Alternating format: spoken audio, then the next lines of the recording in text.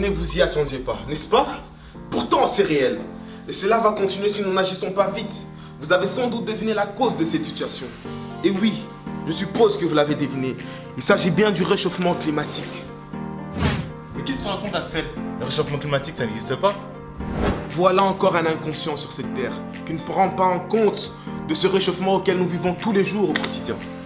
Ne l'écoutez pas. Encore un qui n'a rien compris. Passons aux choses sérieuses. On va pas se mentir, de nos jours, on nous parle de faire de plus en plus attention à notre planète qui risque de s'éteindre à cause du réchauffement climatique. On en entend justement parler par des organisations telles que Greenpeace et WWF. Et au fond, le réchauffement climatique, c'est quoi le problème? Le réchauffement climatique est l'augmentation de la température moyenne à la surface de la planète.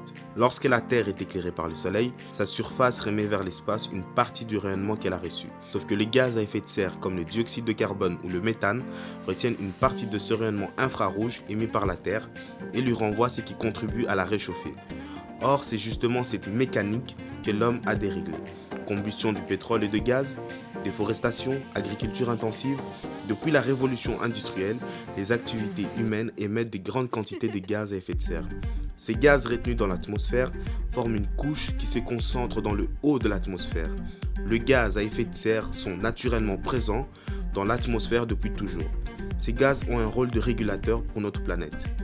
Ils gardent la chaleur du soleil, maintiennent la Terre à une température moyenne de 15 degrés. Sans eux, il ferait froid, environ moins 18 degrés. Et donc, c'est quoi la solution? Comment lutter contre le réchauffement climatique? Il faut savoir qu'en moyenne, la température augmente de 0,6 degrés.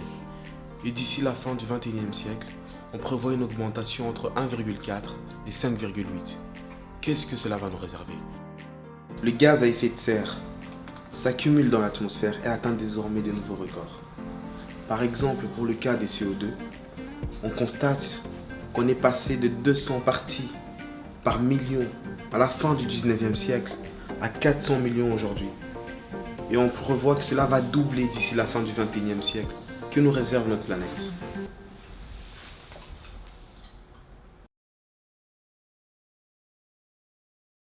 Vous connaissez sûrement d'autres solutions, que ce soit les panneaux photovoltaïques, les éoliennes ou encore les voitures hybrides.